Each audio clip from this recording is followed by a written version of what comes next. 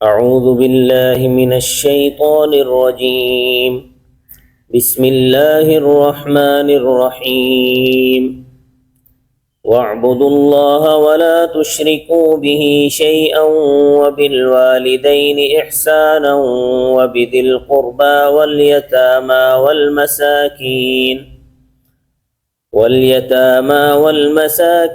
والجار ذي القربى والجار الجنب والصاحب بالجنب وابن السبيل وما ملكت أيمانكم إن الله لا يحب من كان مختالا فخورا صدق الله العظيم۔ گزشتہ آیتوں سے ہی حقوق کا بیان چل رہا ہے۔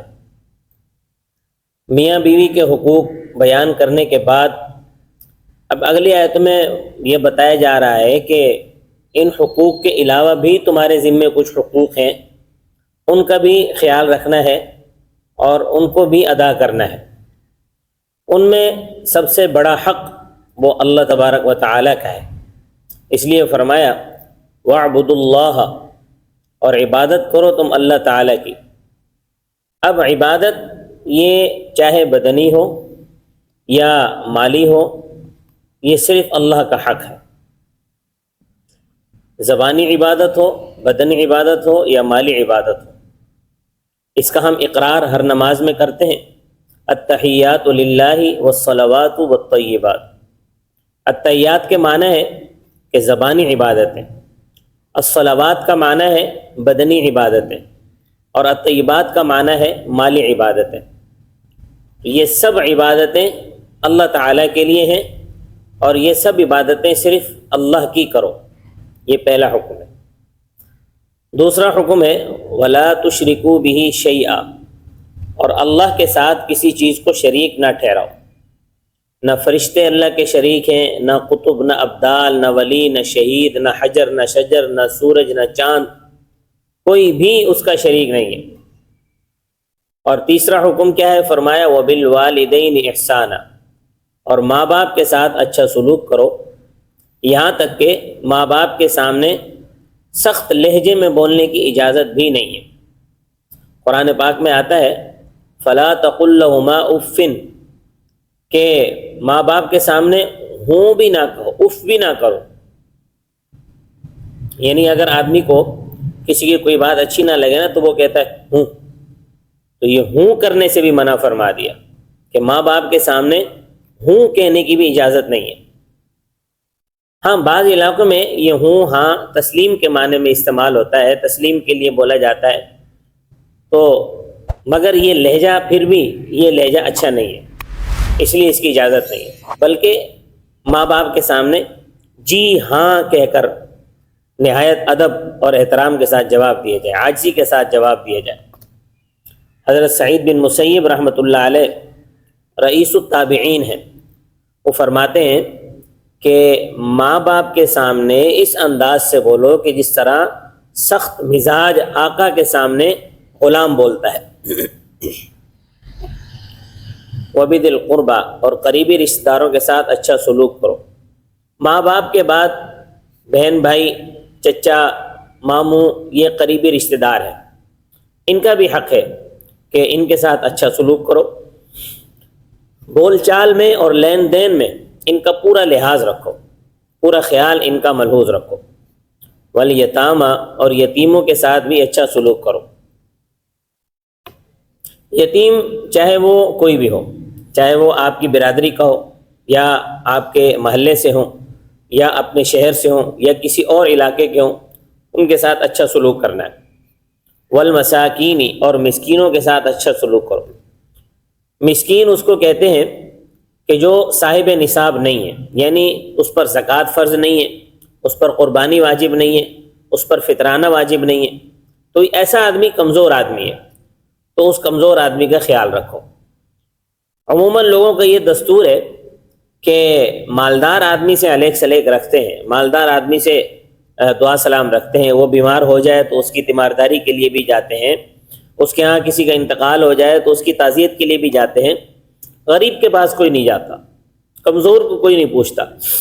ہاں اگر اس غریب پر اللہ کرم فرما دے، اس کو کوئی عہدہ مل جائے تو پھر سب جو ہے وہ اس کے پیچھے لگ جاتے ہیں اور اپنی رشتہ داریاں اس کو گنوانے لگ جاتے ہیں اور اپنے رشتے نکالتے ہیں، اس کے ساتھ تعلقات جوڑتے ہیں کہ میرا فلاں رشتہ دار اور فلاں رشتہ دار ہیں اور وہ فلاں آپ کے جاننے والے ہیں اور تو میں ان کا رشتہ دار ہوں، یوں اس طرح جو ہے ان سے تعلق جوڑنے کی کوشش کرتے ہیں، اور جب اقتدار ختم ہو جائے تو پھر کوئی نہیں پوچھتا۔ والجار ذی القربہ، اور اس پڑوسی کے ساتھ بھی اچھا سلوک کرو جو قریبی ہے۔ اس کی دو تفسیر ہے، ایک یہ کہ پڑوسی اور برادری کا، پڑوسی ہے اور برادری کا ہے، اس کا دوہرا حق ہے، کیونکہ وہ آپ کا رشتہ دار بھی ہے اور پڑوسی بھی ہے، کہ ایک تو اس کا حق ہے پڑوسی ہونے کی حیثیت سے اور دوسرا اس کا حق ہے رشتہ دار ہونے کی وجہ سے۔ دوسری تفسیر یہ ہے کہ وہ پڑوسی جو بالکل قریب ہے۔ حضرت عائشہ صدیقہ رضی اللہ تعالیٰ عنہ فرماتی ہیں کہ حضرت صلی اللہ علیہ وسلم سے سوال کیا گیا کہ پڑوسی کا حق کتنے گھروں کا ہے؟ آپ صلی اللہ علیہ وسلم نے ارشاد فرمایا آس پاس کے 40 گھروں تک، یعنی آس پاس کے جو 40 گھر ہیں وہ 40 گھر پڑوسی ہیں۔ تو حضرت عائشہ کہنے لگیں کہ یا رسول اللہ، اتنے پڑوسیوں کی کون خدمت کر سکتا ہے؟ مثال کے طور پر کوئی تحفہ یا کوئی سالن اچھا گھر میں بنایا ہے تو وہ 40 گھروں میں اگر پہنچانے لگ جائے تو وہ تو ختم ہو جائے گا، وہ تو اس کو اپنے لیے بھی کچھ نہیں بچے گا، تو اس طرح کون پورا کر سکتا ہے؟ آپ صلی اللہ علیہ وسلم نے ارشاد فرمایا فَأَقْرَبُهُمْ إِلَيْكَ بَابًا، پھر ان میں سے جس کا دروازہ تیرے سے زیادہ قریب ہے اس کا حق ہے۔ وَالْجَارِ الْجُنُوبِ، اور اس پڑوسی کے ساتھ اچھا سلوک کرو جو اجنبی ہے۔ یعنی پہلے تو اس پڑوسی کا ذکر تھا کہ جو برادری کا ہے اور پڑوسی ہے، اب یہاں اس پڑوسی کا ذکر ہے کہ جو اجنبی ہے، برادری کا نہیں ہے، مطلب رشتہ دار نہیں ہے، اس کا تعلق آپ کے رشتہ داروں میں سے نہیں ہے، آپ کی برادری میں سے نہیں ہے، اس کا بھی حق ہے۔ تو اس کا یہ معنی بھی کرتے ہیں کہ وہ پڑوسی جو ذرا ہٹا ہوا ہے، جس کا گھر دروازے سے تھوڑا دور ہے، اس کا بھی حق ہے، یا وہ پڑوسی جو اجنبی ہے، گھر تو آپ کے ساتھ ہے اس کا گھر لیکن وہ اجنبی ہے، اس کا بھی حق ہے۔ والصاحب بالجنب، اور اس ساتھی کے ساتھ بھی اچھا سلوک کرو جو پہلو میں ہے، یعنی تمہارے ساتھ جو بیٹھا ہوا ہے، مثلا تم بیٹھے ہو اور تمہارے پاس جگہ وافر ہے اور دوسرا آدمی تمہارے ساتھ بیٹھا ہے لیکن وہ تنگ ہو کے بیٹھا ہوا ہے، اس کو جگہ دو تاکہ وہ اطمینان سے بیٹھ سکے، یا کوئی اور تمہارے ساتھ اگر بیٹھنا چاہتا ہے اور تمہارے پاس جگہ بھی ہے تو اس کو نہ روکو۔ اس طرح نہ ہو کہ چوڑے ہو کر 2-3 سیٹوں پر قبضہ جما لو، اس کا تمہیں حق نہیں ہے، اس ساتھی کو حق دو۔ اسی طرح اگر ساتھ والا جاتے ہوئے کوئی چیز بھول کر چھوڑ گیا ہے تو اس چیز کی حفاظت کی ذمہ داری بھی آپ کی ہے، اور اس سے اگر کوئی غلطی ہو گئی ہے تو معاف کر دو۔ یہ پہلو کا ساتھی اب بسوں میں بھی ہوتا ہے، ریل گاڑیوں میں بھی ہوتا ہے، جہازوں میں بھی ہوتا ہے اور کسی مجلس میں بھی ہوتا ہے، تو پہلو کے ساتھی کے ساتھ اچھا سلوک کرنا ہے۔ اسی طرح اس چیز کا بھی خیال رکھنا چاہیے کہ جہاں لوگ بیٹھے ہیں ان کے درمیان بیٹھنے کی جگہ بھی ہے یا نہیں، اس چیز کا تو ہر بندے کو خیال، بعض لوگوں کی عادت ہوتی ہے کہ جگہ نہیں ہوتی لیکن زبردستی جو ہے وہ گھسنے کی کوشش کرتے ہیں اندر، اب ویسے ہی جب درمیان میں گھستے ہیں تو جو بیٹھے لوگ ہیں ان کو بھی تنگ کرتے ہیں، یہ بھی گناہ کی بات ہے۔ تو دیکھو اگر اسلام کے اصولوں پر عمل کریں تو دنیا میں کبھی فتنہ پیدا نہیں ہو سکتا۔ فتنہ فساد اس وقت ہوتا ہے جب لوگ انا، ضد اور ذاتی مفاد پر اتر آتے ہیں۔ وابن السبیل، اور مسافروں کے ساتھ بھی حسن سلوک سے پیش آؤ۔ بسا اوقات ایسا ہوتا ہے کہ کوئی مسافر ہے، اس کے پیسے چوری ہو گئے یا اس کی جیب کٹ گئی ہے اور اس کے پاس جو ہے کچھ بھی نہیں ہے، اب اس کو کرائے کی ضرورت ہے، اس کو روٹی کی حاجت ہے یا اس کو رات گزارنے کی حاجت ہے، تو وہ پیشہ ور مانگنے والا نہیں ہے، اتفاقاً ایسا ہو گیا ہے، تو ایسے مسافروں کا بھی باقاعدہ حق ہے۔ وما ملکت ایمانکم، اور ان کے ساتھ حسن سلوک سے پیش آؤ جن کے تمہارے دائیں ہاتھ مالک ہیں، یعنی غلاموں اور لونڈیوں کا بھی حق ہے، ان کے ساتھ حسن سلوک سے پیش آؤ۔ یعنی حسن سلوک سے پیش آنے کا مطلب یہ ہے کہ ان کی طاقت سے زیادہ ان سے کام نہ لو، اور اسی طرح ان کے ساتھ سختی سے پیش نہ ہو، ہر وقت گالم گلوچ، ہر وقت بد تہذیبی اور بد کرداری، ہر وقت زبان کے اوپر گند بھرے رہنا، یہ اس کو شریعت نے ناپسند فرمایا ہے۔ یہ سب حقوق ہیں اور درجہ بدرجہ حقوق ہیں جو شریعت نے بیان فرمایا ہے۔ تو اللہ تعالیٰ فرماتے ہیں ان اللہ لا یحب، اللہ بے شک اللہ پسند نہیں کرتا، من کان مختالا فخورا، جو تکبر کرنے والا ہو، اپنی بڑائی بیان کرنے والا ہو۔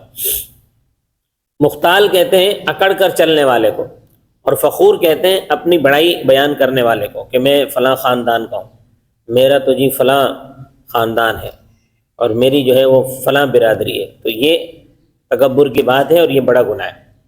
یہ جو کمی اور غیر کمی کا فرق ہے، یہ اسلام اس فرق کو مٹانے کے لیے آیا ہے، مگر ہم چونکہ ہندوستان سے آزاد ہوئے ہیں، ہمارے اندر ہندوؤں کا بہت زیادہ اثر و رسوخ موجود ہے، تو اس وجہ سے ہم نے اس چیز کو پکڑا ہوا ہے کہ آج بھی اگر کوئی بڑا آدمی چارپائی پر بیٹھا ہو تو اس کے ساتھ کسی نیچ قوم کے آدمی کو بیٹھنے کی ہمت نہیں ہے، اگر کوئی بیٹھ جائے تو وہ اس کو برا سمجھتے ہیں، حالانکہ اسلام اس کی جڑ اکھاڑنے کے لیے آیا ہے۔ تو یہ افراط و تفریط اسلام میں نہیں ہے۔ اسلام میں گورا کالا، امیر و غریب، بادشاہ گداگر سب انسان ہیں۔ یہ فرق یہود و ہنود اور نصارہ وغیرہ ان قوموں نے تراشا ہوا ہے کہ جن کے ہاں گورے اور کالے لوگوں کے عبادت خانے ابھی تک بھی ماضی قریب تک الگ الگ رہے ہیں، گورے کالے لوگوں کے ہسپتال بھی ان کے الگ الگ رہے ہیں، گورے کالوں کو اپنے ساتھ بیٹھنے بھی نہیں دیتے تھے، وہ الگ بیٹھتے تھے۔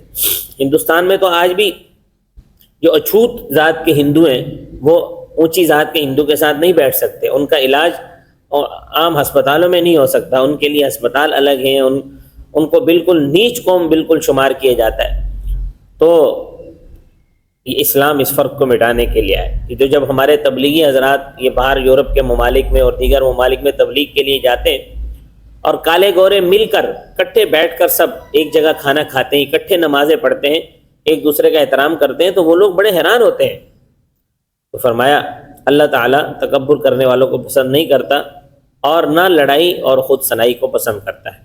اللہ تبارک و تعالیٰ مجھے اور آپ کو ان تمام حقوق کے ادا کرنے کی توفیق عطا فرمائے۔